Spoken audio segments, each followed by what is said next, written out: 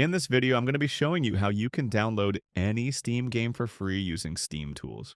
Firstly, you're going to have to open the browser of your choice and then head over to Steam Tools website, which you can find in the video's description. Click on Get It Now and then Download Setup. Once you finish downloading, complete the simple installation process.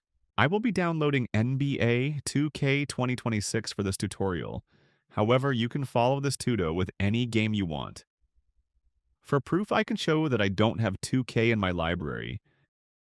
Copy the thing you see on top, and then copy its app ID. Head over to the Discord server, which you can join from the description, and type /gen, then paste the app ID.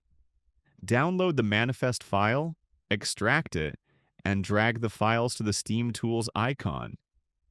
Restart Steam, and you should be able to see the game in your library.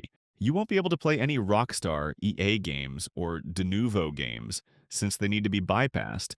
So if you want a tutorial on how to bypass the games, please comment.